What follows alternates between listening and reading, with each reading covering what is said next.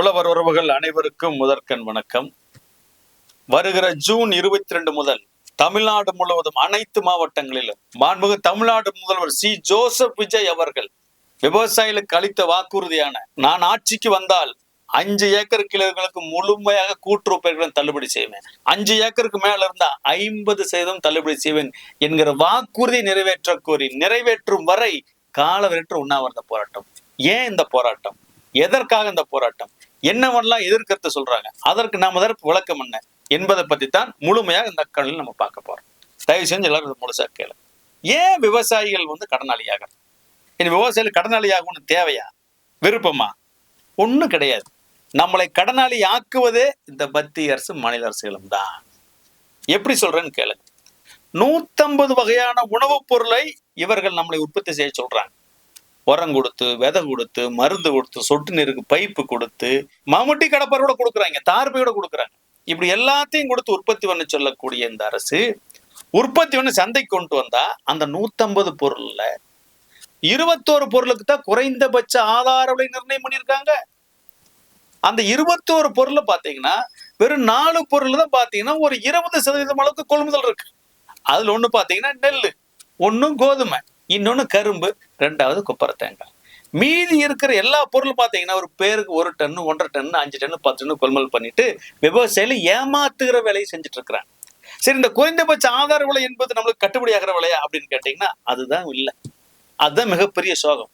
என்னன்னு கேட்டீங்கன்னா, இந்த குறைந்தபட்ச ஆதார விலையில சொந்த விவசாயிகள் நிலத்துல உழைக்கிற இன்னைக்கு நம்ம நிலத்துல உழைக்கிறவங்க கணக்கு போடுறதே இல்லை. இதுதான் மிகப்பெரிய பிரச்சனை இன்னைக்கு. அதான் நம்மளுக்கு தொடர்ச்சியா நம்மளுக்கு இந்த அரசாங்கத்தோட விலை கட்டுப்படியாக இருக்க காரணம். ஆக இதை போக்குவதற்காகத்தான் MS சாமிநாதன் ஆணையம் அமைக்கப்பட்டது. அவர் மிக தெளிவாக சொன்னார், விவசாயிகளுடைய உற்பத்தி செலவோடு அவங்க உழைப்பையும் சேர்த்து 50% கூடுதலாக விலை நிர்ணயம் பண்ணணும், கொள்முதல் பண்ணணும்னு சொல்லி மத்திய அரசுக்கு ஒரு அறிக்கையை கொடுத்தார், உத்தரவை கொடுத்தார், ஆணையத்தை கொடுத்தார். ஆனா இவங்க என்ன பண்ணாங்க, 96 இன்ன வரைக்கும் அமல்படுத்துவல். ஒவ்வொருத்தரும் நாங்க அமல்படுத்துறோம் சொல்லிட்டு இருக்காங்க. மத்திய அரசுன்னு சொல்லுது, மாநில அரசுன்னு சொல்லுது, எல்லா கட்சியும் சொல்லியாச்சு. ஆனா யாருமே ஆட்சிக்கு அமல்படுத்துவதே இல்லை. எதிர்கட்சியா இருக்கும் போது நம்ம நம்ம ஓட்ட வாங்கிக்கிறது, ஆளுங்கட்சியை போனதுக்கு அப்புறம் கொடுத்த வாக்குறுதியை மறந்து அதுக்கு 1000 காரணங்களை சொல்றது. இப்படித்தான் இவர்கள் சென்று கொண்டிருக்கிறார்கள். எனவே இவர்கள் உற்பத்தி செய்ய சொல்றாங்க. இவங்க சொல்ற நம்பி நம்ம உற்பத்தி செய்யறோம். உற்பத்தி செஞ்சதுக்கு அப்புறம் நம்மளுக்கு கொள்முதல் இல்லை, கொள்முதல் இல்லாதனால நம்மளுக்கு காசு இல்லை, காசு இல்லாதனால கடனை கட்ட முடியல, கடனாளி ஆகிட்டே இருக்கிறோம். அப்ப இந்த கடனுக்கு யார் பொறுப்பு? நம்மளை உற்பத்தி செய்ய சொன்ன அரசு தான் பொறுப்பு. இதை அடிப்படையாக வைத்துக் கொண்டுதான் பல மாநிலங்களிலும் தமிழ்நாட்டிலும் சரி இந்த கூட்டுறவு பயிர்களின் தள்ளுபடியை மாநில அரசுகள் செய்து கொண்டிருக்கின்றன. ஒரு முறை மத்திய அரசும் செய்திருக்கிறது.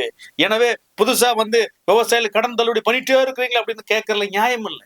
இதற்கு காரணம் அரசாங்கத்தான் நீங்க போய் கேட்கணும். ஏன் விவசாயிக்கு விலை கொடுக்கல? ஏன் விவசாயி கட்டுப்படியான விலை கொடுக்கல? எதுக்கு அந்த விவசாய பிரச்சனையை வச்சிருக்கிற?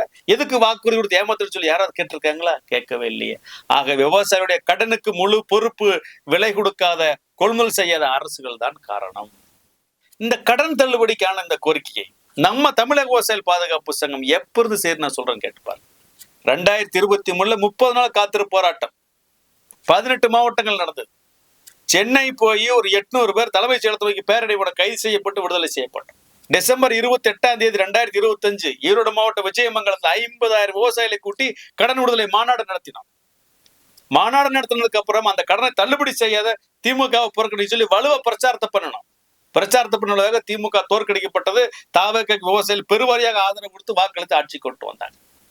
இந்த கடன் தள்ளுபடி பண்றதுக்கு நிதி இல்லைன்னு சொல்றாங்களே, இது உண்மையா? 10 லட்சம் கோடி தமிழ்நாடு கடன்ல இருக்குது, எப்படி போய் கடன் தள்ளுபடி பண்ணி கேட்கறீங்களே, இது உண்மையா? இதைத்தான் நான் முழுசா புரிஞ்சுக்கணும். தமிழ்நாடு அரசாங்கத்தோட வருஷ பட்ஜெட் 4 லட்சம் கோடி, வேளாண்மைக்கு ஒதுக்குறது 46,000 கோடி. இந்த 46,000 கோடியில இருந்து தான் பாத்தீங்கன்னா வருஷம் 2,000 கோடி 3,000 கோடி எடுத்து இது வரைக்கும் நம்ம தள்ளுபடி செய்யப்பட்ட பயிர்க்கடன்களுக்கு பூரா தொகை ஒதுக்கிட்டே இருக்கிறாங்க. ஆனா மத்திய அரசாங்கம் என்ன சொல்லுதுன்னா, ஐயா நீ கடன் தள்ளுபடி பண்ணு, நான் உன்னை வேண்டான்னு சொல்ல, ஆனா தள்ளுபடி பண்ற தொகுதியை 60 நாளுக்குள்ள நீ கூட்டுறவு சங்கத்தை கொடுத்துருன்னு சொல்லுது. ஆக மத்திய அரசாங்கம் இந்த வருஷம் இனிமே போடுற பட்ஜெட்ல வர ஜூன் 18 பட்ஜெட் கூட தொடங்குது. இது 40,000 கோடி ஒதுக்க போறாங்க. நாம என்ன சொல்றோம்னா, நீங்க எங்களுக்கு பயன்படாத மம்முட்டி வேண்டாம், கடப்பாறை வேண்டாம், அதே மாதிரி தார்பாய் வேண்டாம், அந்த விதை முளைக்காத விதை வேண்டாம், வெறும் மண்ணை கலந்து கொடுக்குற கலப்பட உரம் வேண்டாம். அதுக்கு பதிலாக அந்த 45,000 கோடியில இருந்து வெறும் 15,000 கோடி இன்னைக்கு நம்மளோட கடனை தமிழ்நாட்டில் கூட்டுறவு சங்கத்துல அந்த 15,000 கோடி எடுத்து எங்க கடனை முழுசா ஒட்டுமொத்தமா தள்ளுபடி பண்ணிருங்கன்னு நம்ம சொல்றோம். மீதி 30,000 கோடிக்கு நீங்க பட்ஜெட் போடுங்கன்னு சொல்றேன். ஏன்னா நம்மளுக்கே வராத ஊழல் மானிய பொருளுக்காக ஒதுக்கிறதை விட்டுப்பட்டு விவசாயிகள் கேட்கக்கூடிய, விவசாயிகள் விரும்பக்கூடிய, விவசாயிகளுக்கு தேவையா இருக்கக்கூடிய இந்த கடனுக்கு நிதி ஒதுக்கணும் நம்ம சொல்றோம். அப்ப நிதி ஒதுக்கிற பிரச்சனையே கிடையாதா? சரி, மத்திய அரசு தடை விதிக்குதே, கிடையவே கிடையாதுங்க. அது முழுக்க முழுக்க ஒரு முழு பூசணிக்காயை சோத்துல மறைக்கிற வேலை. அது ஒரு நாடகம், அது ஏமாற்று பதில். நீண்ட காலம் நம்ம விளக்கமா சொல்லிட்டே இருக்கிறோம். ஏன் இப்ப மகாராஷ்டிராவில் பண்ணாங்களே, எவ்வளவு பண்ணாங்க பாத்தீங்களா? 36,000 கோடி, 56 லட்சம் விவசாயிகளுக்கு, 2 லட்சம் ரூபாய் வரைக்கும் எல்லா கடனும் தள்ளுபடி. கடனை திருப்பி கட்டி இருந்த 50,000 ஊக்கத்தொகை. மகாராஷ்டிரா செய்யும் போது தமிழ்நாடு அரசாங்கம் செய்ய முடியாதா? இதுக்கு ஏதாச்சும் மத்திய அரசு தடையா இருக்குதா? ஆக மத்திய அரசு தடையும் இல்லை, நிதியும் ஒரு பிரச்சனை கிடையாது. அரசை சில அதிகாரிகள் இங்க தவறாக வழிநடத்துகிறார்கள், அதுதான் இங்க பிரச்சனையாக இருக்கிறது. இந்த அரசாங்கம் வந்துச்சு, முதல்வர் விஜய் அவர்கள் பொறுப்பேத்தாங்க, மாற்றம் வந்துச்சு, எல்லாம் விரும்பணும். வந்தது முதல் கையெழுத்து இந்த கூட்டுறவு பயிர்க்கடன் தள்ளுபடின்னு அறிவிப்பார்னு எதிர்பார்த்தோம், அறிவிக்கவே இல்லை. மிகப்பெரிய ஏமாற்றம் நம்ம விவசாயிகளுக்கு. சரி, பொறுத்திருந்தோம், காத்திருந்தோம். ஏன் காத்திருக்கிறோம், ஏன் கோரிக்கை வைக்கிறோம்னா, வைகாசியா வந்தாச்சு, எல்லா பக்கம் விதைப்பு தொடங்கியாச்சு, உழவு ஓட்டிட்டு இருக்கிறோம், நெல் நடுறதுக்கான வேலைகள் திரும்ப நடந்துட்டு இருக்குது. அப்பெல்லாம் கூட்டுறவு சங்கத்துக்கு போய் கடன் வாங்கணும்.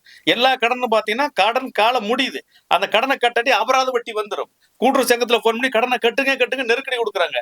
ஆக இந்த சூழ்நிலையில தான் கடனை ஐயா தள்ளுபடி பண்ணுங்கன்னு சொல்லி நம்ம கதறோம். அதனால என்ன பண்றாங்க, இவங்க ஒரு கடன் தள்ளுபடி திட்டத்தை அறிவிக்கிறாங்க. இந்தியாவில இந்த மாதிரி யாரும் இந்த மாதிரி ஒரு மோசமான கடன் தள்ளுபடி திட்டத்தை இது வரைக்கும் அறிவிச்சதே கிடையாது. யோசிச்சு பாருங்க. சொன்னது என்ன, 5 ஏக்கருக்கு இருந்தா முழுமையான கடன் தள்ளுபடி, 5 ஏக்கருக்கு மேல இருந்தா 50% தள்ளுபடி. ஆனா பண்ணது என்ன, 50,000 ரூபாய்க்கு கீழே இருந்தா முழுசா கடன் தள்ளுபடி, 60,000 ரூபாய் வரைக்கும் வாங்கியிருந்தீங்கன்னா 40,000, 70,000 வரைக்கும் வாங்கியிருந்தீங்கன்னா 30,000, 80,000 வரைக்கும் வாங்கியிருந்தீங்கன்னா 20,000, 90,000 வாங்கியிருந்தீங்கன்னா 10,000, 1 லட்சத்துக்கு மேல வாங்கினா வெறும் 5,000. யோசிச்சு பாருங்க.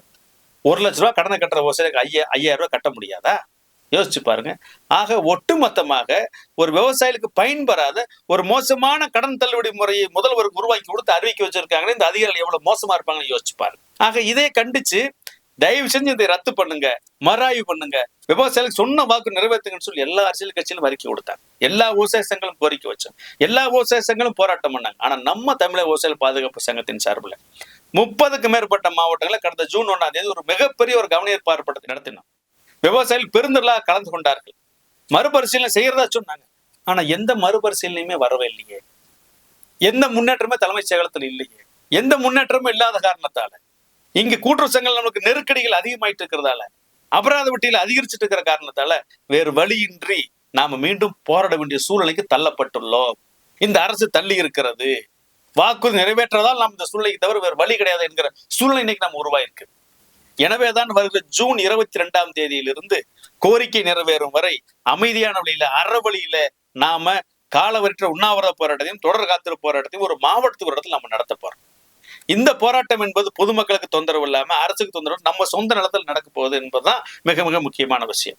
ஆக மிக மிக அமைதியான முறையில அறவழியில் நடக்கக்கூடிய இந்த போராட்டத்திற்கு தமிழ்நாட்டில் இருக்கிற எல்லா விவசாயிகளும் சாதி மதம் அரசியல் அடையாளங்களை கடந்து விவசாயிகளை பச்சை துண்டு போட்டு வாங்க, அமைதியா உட்கார்ந்துருப்போம், காத்திருப்போம்.